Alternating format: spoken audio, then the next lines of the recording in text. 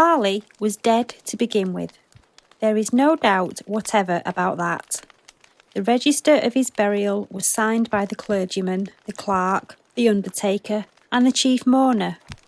Scrooge signed it, and Scrooge's name was good upon change for anything he chose to put his hand to.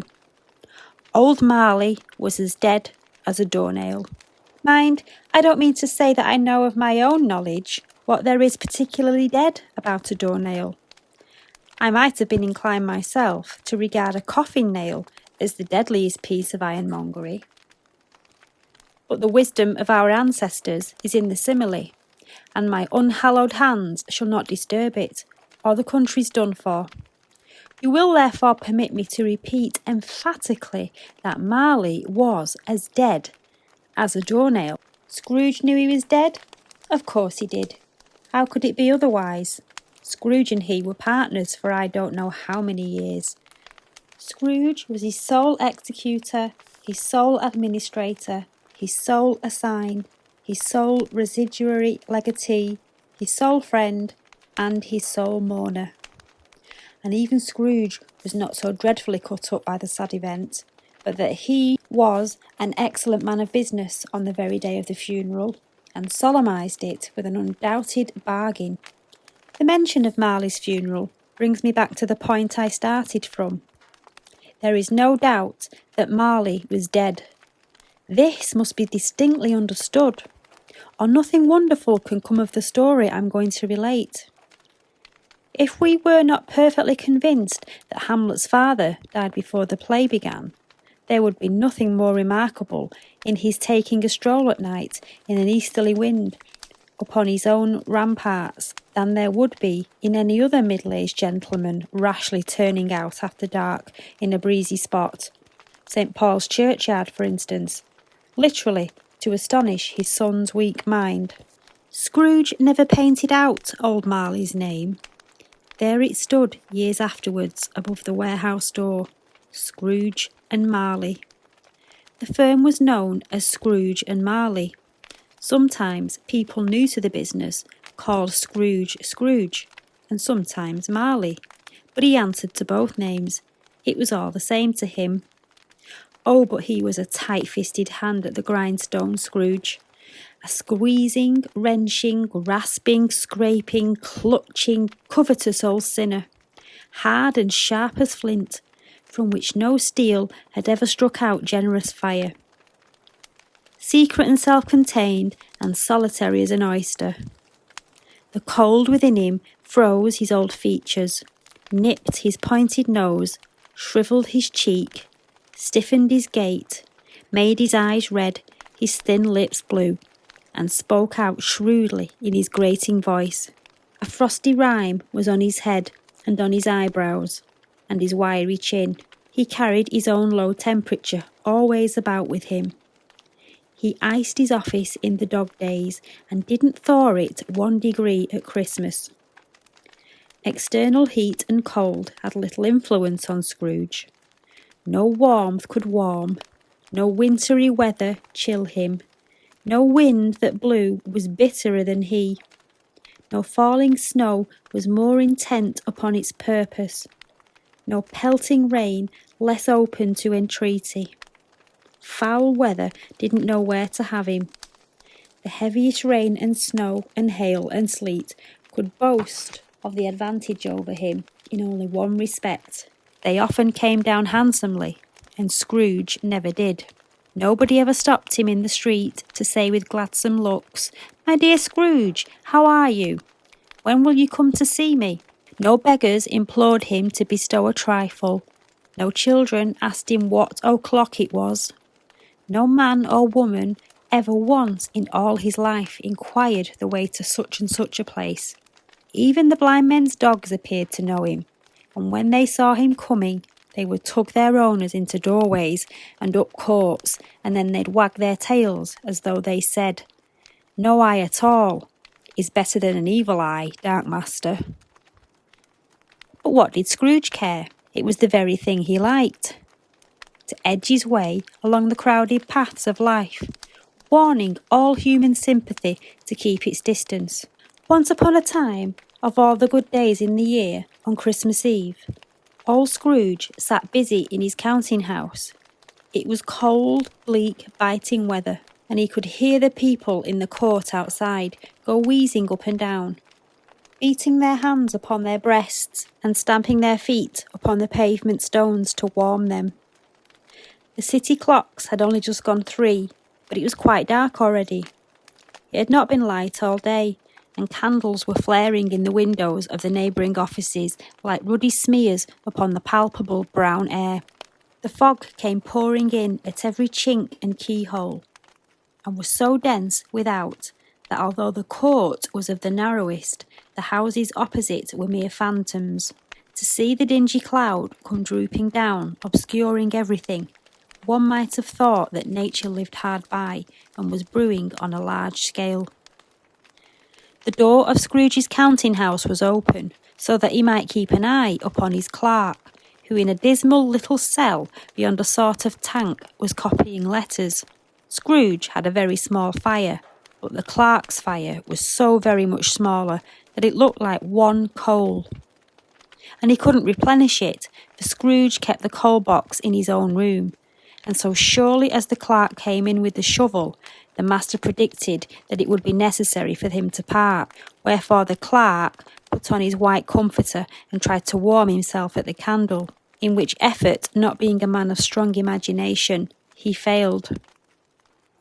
"A Merry Christmas, Uncle! God save you!" cried a cheerful voice. It was the voice of Scrooge's nephew, who came upon him so quickly that this was the first intimation he had had of his approach. "Bah!" said Scrooge. "Humbug!" He had so heated himself with rapid walking in the fog and frost, this nephew of Scrooge's, that he was all in a glow. His face was ruddy and handsome, his eyes sparkled, and his breath smoked again. "Christmas? A humbug, Uncle," said Scrooge's nephew. "You don't mean that, I'm sure." "I do," said Scrooge.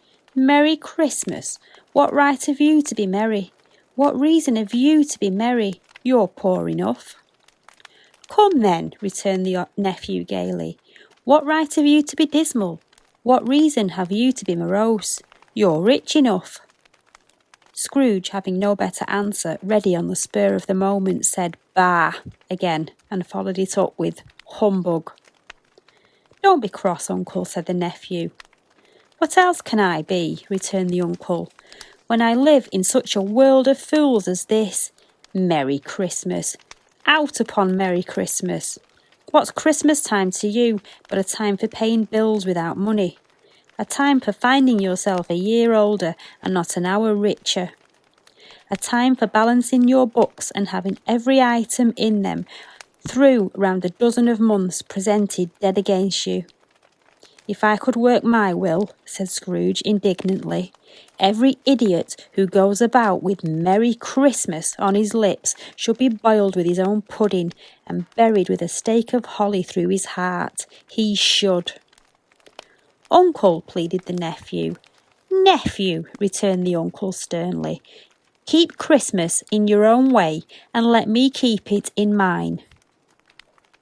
"Keep it?" repeated Scrooge's nephew. "But, Uncle, you don't keep it." "Let me leave it alone then," said Scrooge. "Much good may it do you. Much good it has ever done you." "There are many things from which I might have derived good, by which I have not profited, I dare say," returned the nephew. "Christmas among the rest. But I am sure I have always thought of Christmas time, when it has come around, apart from the veneration due to its sacred name and origin, if anything belonging to it can be apart from that, as a good time. A kind, forgiving, charitable, pleasant time. The only time I know of in the long calendar of the year when men and women seem by only one consent to open their shut-up hearts freely and to think of people below them as if they were really fellow passengers to the grave and not another race of creatures bound on other journeys. And therefore, Uncle, though it has never put a scrap of gold or silver in my pocket, I believe that it has done me good and will do me good, and I say, God bless it." Clark in the tank involuntarily applauded.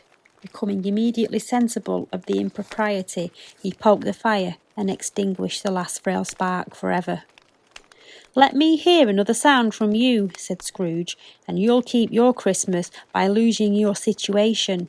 You're quite a powerful speaker, sir," he added, turning to his nephew. "I wonder you don't go into Parliament." "Don't be angry, uncle. Come, dine with us tomorrow." Scrooge said that he would see him. Yes, indeed he did. He went the whole length of the expression, and said that he would see him in the extremity first. "But why?" cried Scrooge's nephew. "Why? Why did you get married?" said Scrooge. "Because I fell in love." "Because you fell in love?" growled Scrooge, as if that was the only thing in the world more ridiculous than a Merry Christmas. "Good afternoon." "Nay, uncle, but you never come to see me before that happened, so why give it as a reason for not coming now?" "Good afternoon," said Scrooge. "I want nothing from you. I ask nothing of you. So why can't we be friends?" "Good afternoon," said Scrooge. "I am sorry with all my heart to find you so resolute. We have never had any quarrel to which I have been a party, but I have made the trial in homage to Christmas, and I'll keep my Christmas. I'll keep my Christmas humour to the last. So, a Merry Christmas, uncle." "Good afternoon," said Scrooge. "And a Happy New Year." "Good afternoon," said Scrooge.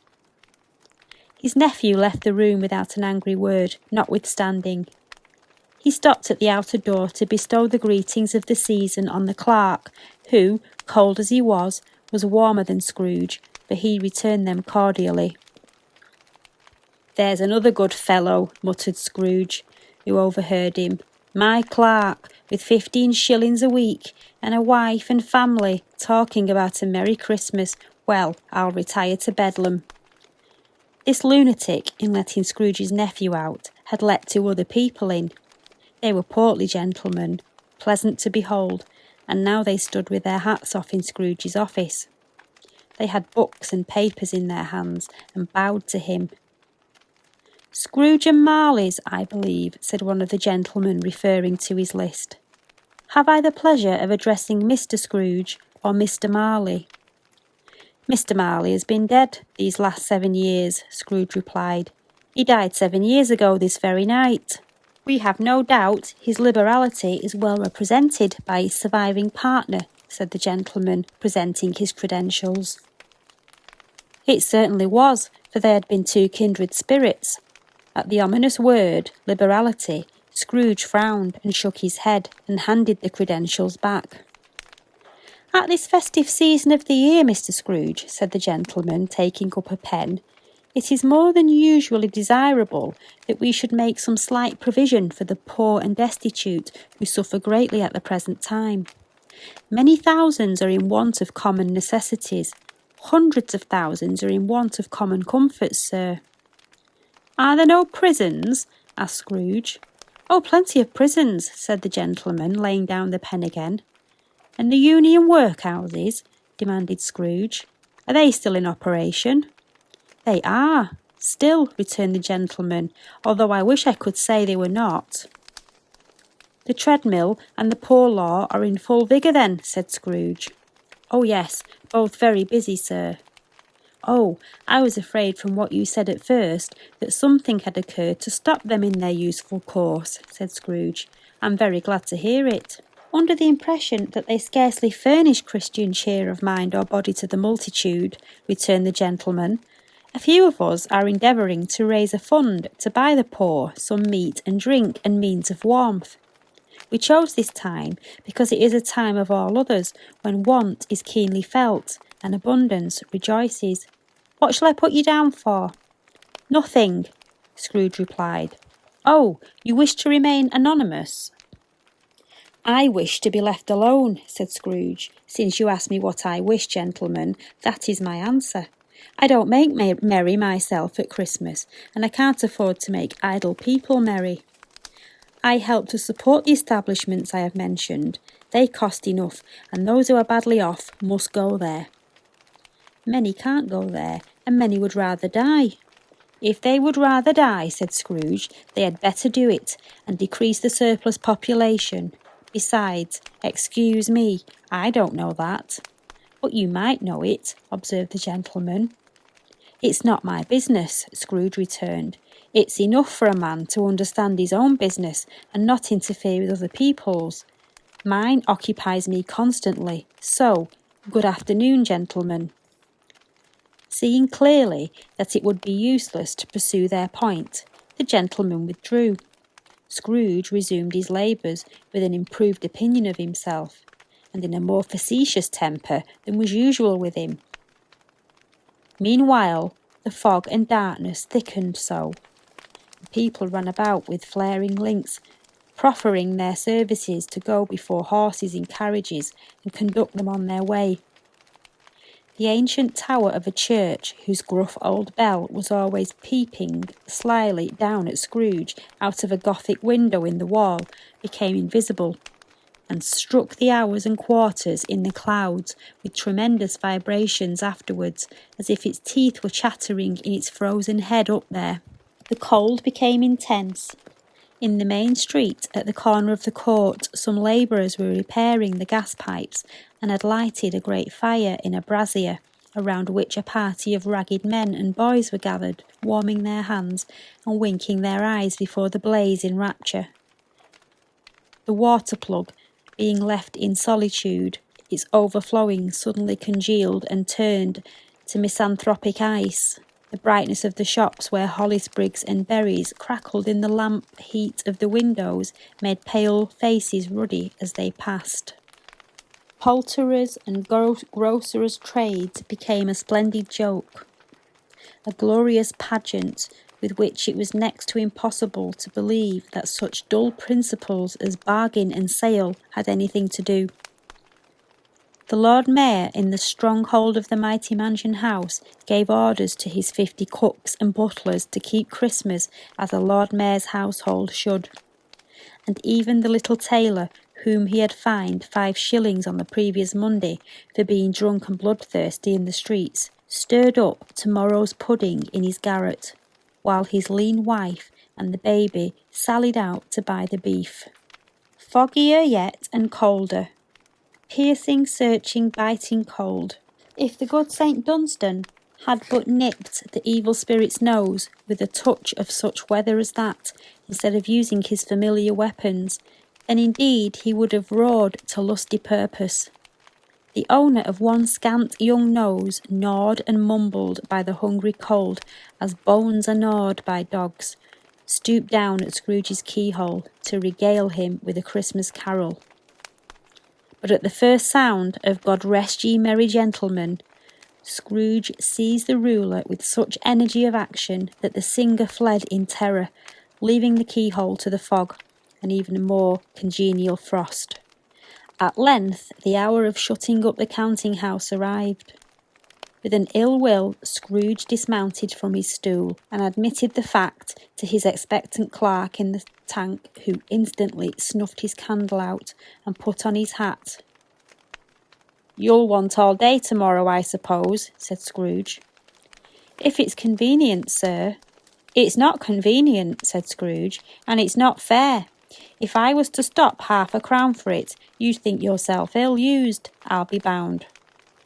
The clerk smiled faintly. "And yet," said Scrooge, "you don't think me ill-used when I pay a day's wages to you for no work." The clerk observed that it was only once a year. "A poor excuse for picking a man's pocket every 25th of December," said Scrooge, buttoning his greatcoat to the chin. "But I suppose you must have the whole day. Be here all the earlier on the next morning."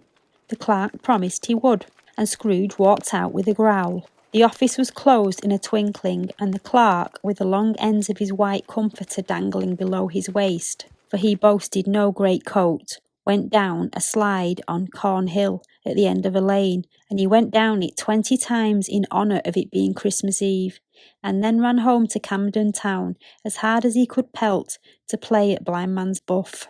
Scrooge took his melancholy dinner in his usual melancholy tavern, and having read all the newspapers, and beguiled the rest of the evening with his banker's book, he went home to bed.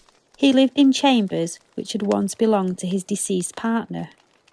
They were a gloomy suite of rooms in a lowering pile of building up a yard where it had so little business to be that one could scarcely help fancying it must have run there when it was a young house, playing at hide-and-seek with the other houses, and then forgotten its way out again.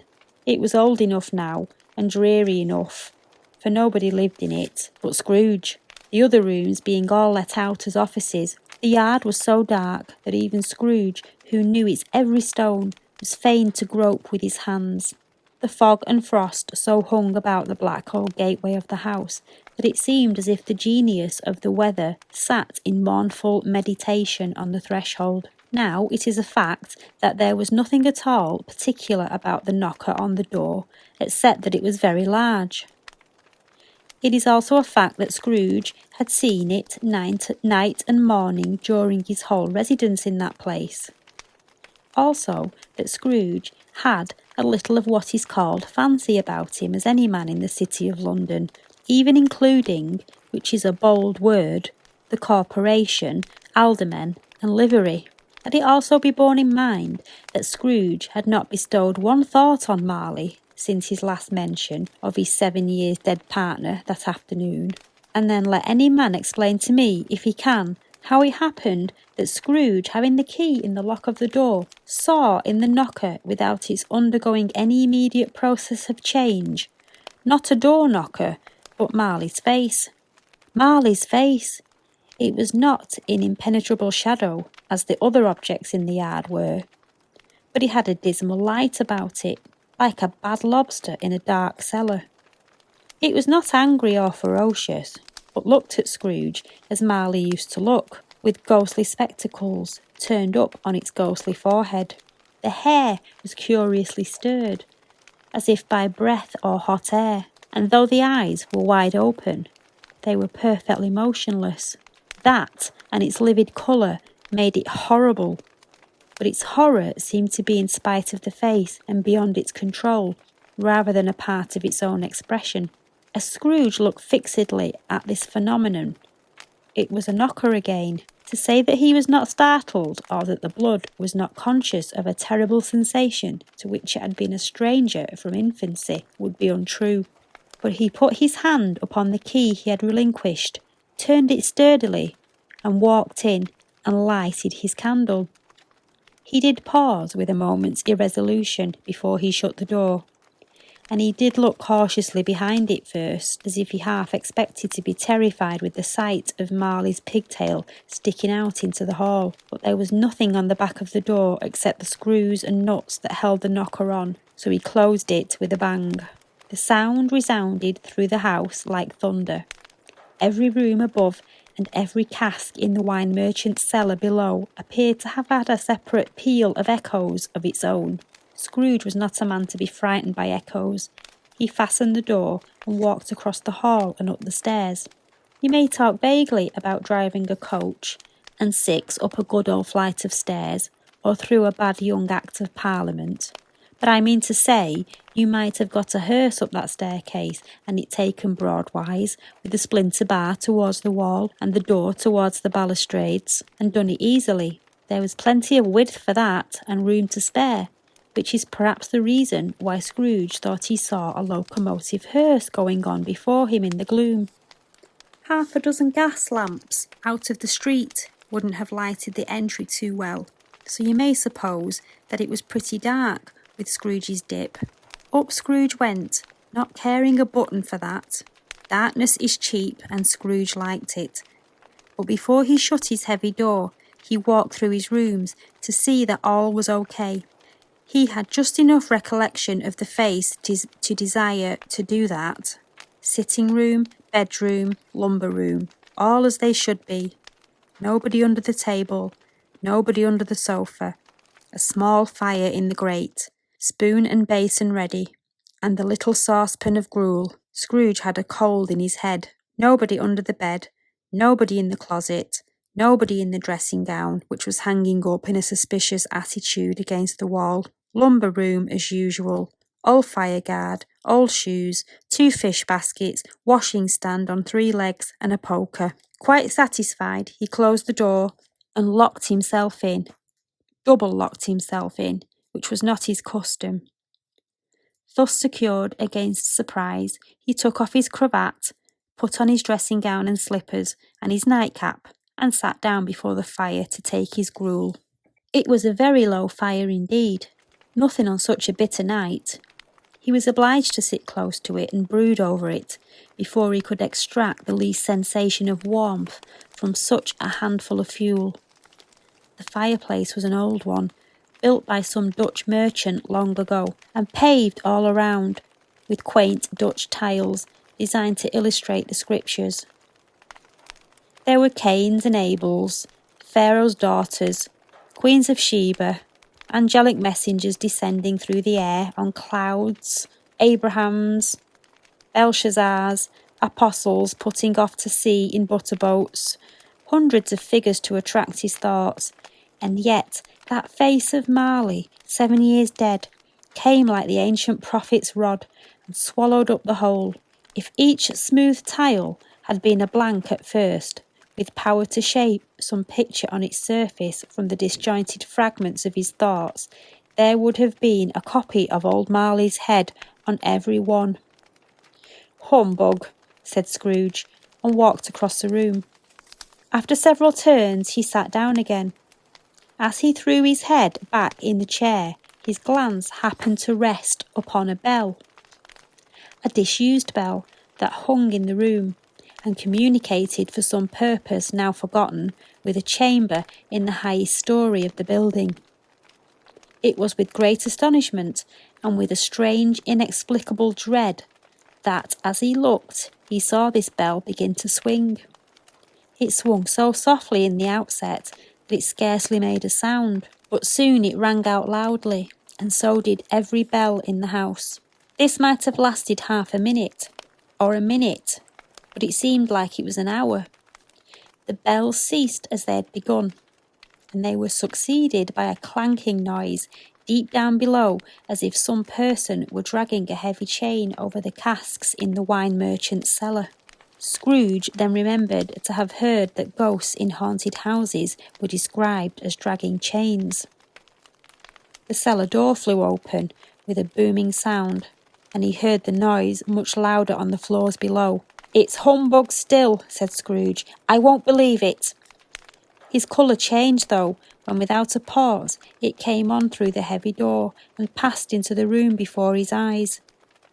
Upon its coming in, the dying flame leapt up, as though it cried, "I know him, it's Marley's ghost," and fell again. The same face, the very same. Marley in his pigtail, usual waistcoat, tights and boots, the tassels on the latter bristling like his pigtail and his coat skirts, and the hair upon his head. The chain he drew was clasped about his middle. It was long and wound about him like a tail, and it was made, for Scrooge observed it closely, of cash boxes, keys, padlocks, ledgers, deeds, and heavy purses wrought in steel. His body was transparent, so that Scrooge, observing him and looking through his waistcoat, could see the 2 buttons on his own coat behind. Scrooge had often heard it said that Marley had no bowels, but he had never believed it until now. No, nor did he even believe it now, though he looked at the phantom through and through, and saw it standing before him, though he felt the chilling influence of its death-cold dyes, and marked the very texture of the folded kerchief bound about its head and chin, which wrapper he had not observed before. He was still incredulous, and fought against his senses. "How now?" said Scrooge, caustic and cold as ever. "What do you want with me?" "Much," Marley's voice, no doubt about it. "Who are you? Ask me who I was." "Who were you then?" said Scrooge, raising his voice. "You're particular for a shade," he was going to say, to a shade, but substituted this as more appropriate. "In life, I was your partner, Jacob Marley. Can you sit down?" asked Scrooge, looking doubtfully at him. I can. Do it then. Scrooge asked the question because he didn't know whether a ghost so transparent might find himself in a condition to take a chair, and felt that in the event of its being impossible, it might involve the necessity of an embarrassing explanation. But the ghost sat down on the opposite side of the fireplace as if it were quite used to it. You don't believe in me, observed the ghost. I don't, said Scrooge. What evidence would you have of my reality beyond that of your own senses? I don't know, said Scrooge. Why do you doubt your senses? Because, said Scrooge, a little thing affects them. A slight disorder of the stomach makes them cheats. You may be an undigested bit of beef, a blot of mustard, a crumb of cheese, a fragment of an underdone potato. There's more of gravy than of grave about you, whatever you are. Scrooge was not much in the habit of cracking jokes, nor did he feel in his heart by any means waggish then.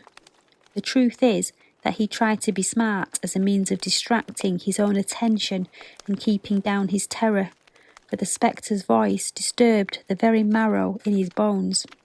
To sit staring at those fixed, glazed eyes in silence for a moment would play, Scrooge felt, the very juice within him. There was something very awful, too, in the spectre's being, provided with an infernal atmosphere of his own. Scrooge could not feel it himself, but this was clearly the case. For though the ghost sat perfectly motionless, its hair and skirts and tassels were still agitated, as by the hot vapour from an oven. You see this toothpick, said Scrooge, returning quickly to the charge for the reason just assigned, and wishing, though it were only for a second, to divert the vision's stony gaze from himself. I do, replied the ghost. You are not looking at it, said Scrooge. But I see it, said the ghost, notwithstanding. Well, returned Scrooge, I have but to swallow this, and be, for the rest of my days, persecuted by a legion of goblins, all of my own creation. Humbug, I tell you, humbug. At this, the spirit raised a frightful cry and shook its chain with such a dismal and appalling noise that Scrooge held on tight to his chair to save himself from falling in a swoon. But how much greater was his horror when the phantom, taking off the bandage around his head as if it were too warm to wear indoors, its lower jaw dropped down upon its breast. Scrooge fell upon his knees and clasped his hands before his face. Mercy, he said, dreadful apparition, why do you trouble me? Man of the worldly mind, replied the ghost, do you believe in me or not? I do, said Scrooge, I must.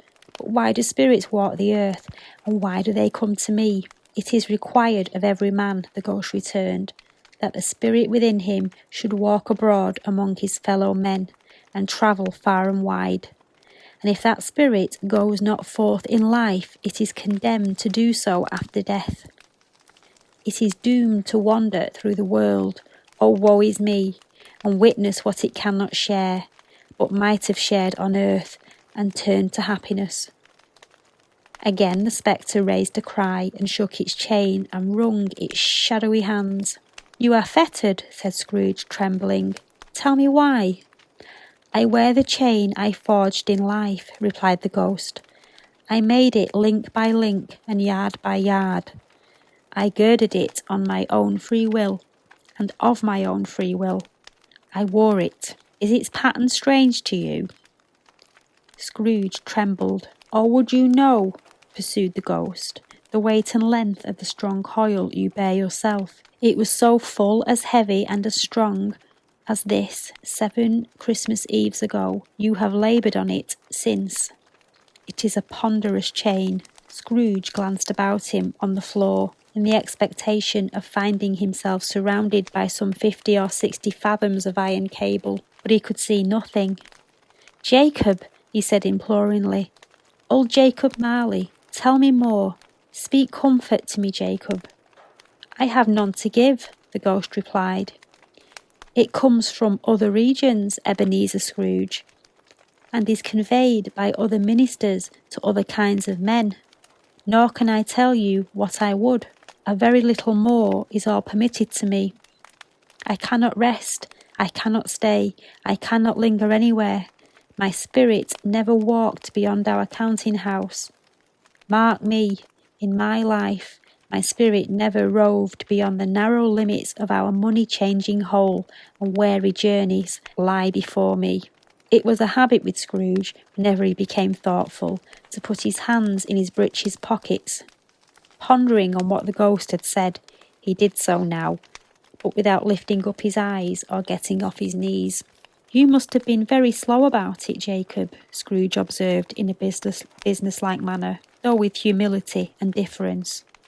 Slow, the ghost repeated. 7 years dead, mused Scrooge. And travelling all the time. The whole time, said the ghost. No rest, no peace, just incessant torture of remorse. You travel fast, said Scrooge. On the wings of the wind, replied the ghost. You might have got over a great quantity of ground in 7 years, said Scrooge. The ghost, on hearing this, set up another cry, and clanked its chain so hideously in the dead silence of the night that the ward would have been justified in indicting it for a nuisance. "O captive bound and double ironed," cried the phantom, "not to know that ages of incessant labour by immortal creatures for this earth must pass into eternity before the good of which it is susceptible is all developed. Not to know that any Christian spirit working kindly in its little sphere, whatever it may be, will find its mortal life too short for its vast means of usefulness. Not to know that no space of regret can make amends for one's life's opportunities misused. Yet such was I. Oh, such was I." "But you were always a good man of business, Jacob," faltered Scrooge, who now began to apply this to himself. "Business," cried the ghost, wringing its hands again. "Mankind was my business. The common welfare was my business. Charity, mercy, forbearance, and benevolence were all my business. The dealings of my trade were but a drop of water in the comprehensive ocean of my business. It held up its chain at arm's length, as if that were the cause of all its unavailing grief, and flung it heavily upon the ground again. At this time of the rolling year, the spectre said, I suffer the most. Why did I walk through the crowds of fellow beings with my eyes turned down, and never raise them to that blessed star which led the wise men to a poor abode? Were there no poor homes to which its light would have conducted me?" Scrooge was very much dismayed to hear the spectre going on at this rate, and began to quake exceedingly. "Hear me," cried the ghost. "My time is nearly gone." "I will," said Scrooge, "but don't be hard upon me. Don't be flowery, Jacob. How it is that I appear before you in a shape that you can see, I may not tell. I have sat invisible beside you many and many a day." It was not an agreeable idea. Scrooge shivered and wiped the perspiration from his brow. "There is no light part of my penance," pursued the ghost. "I am here tonight to warn you that you have yet a chance and hope of escaping my fate. A chance and hope of my procuring Ebenezer." "You were always a good friend to me," said Scrooge. "Thank you." "You will be haunted," resumed the ghost, "by 3 spirits. Scrooge's countenance fell almost as low as the ghost's had done. "Is that the chance and hope you mentioned, Jacob?" he demanded in a faltering voice. "It is." I think I'd rather not," said Scrooge.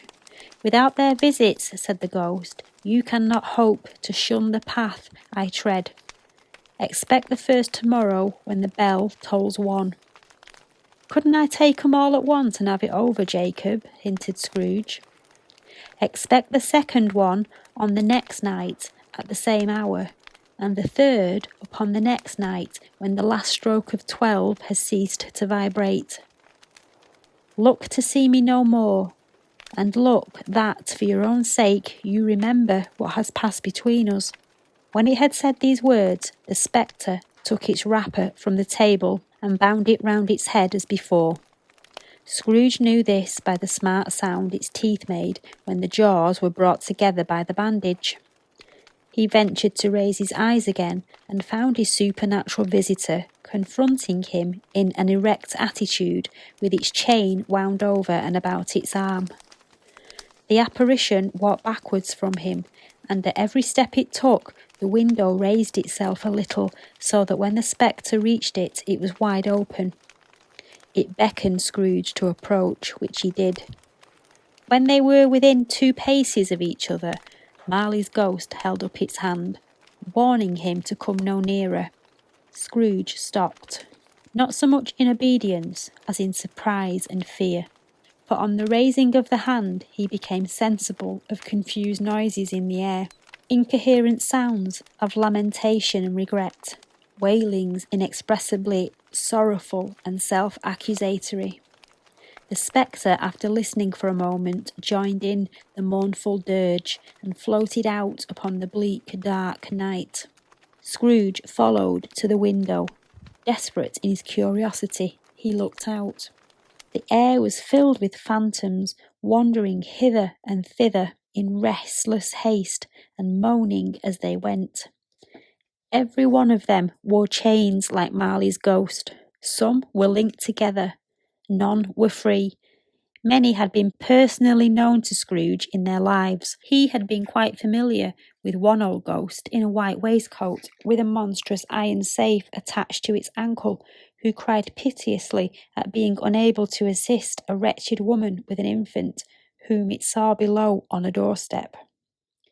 The misery with them all was clearly that they had sought to interfere for good in human matters and had lost the power forever. Whether these creatures faded into mist, or mist enshrouded them, he could not tell, but they and their spirit voices faded together, and the night became as it had been when he walked home. Scrooge closed the window and examined the door by which the ghost had entered. It was double locked, as he had locked it with his own hands, and the bolts were undisturbed. He tried to say humbug, but stopped at the first syllable, and being from the emotions he had undergone, or the fatigues of the day, or his glimpse of the invisible world, or the dull conversation of the ghost, or the lateness of the hour, much in need of the repose, he went straight to bed without undressing, and fell asleep upon the instant. Ginger fairies.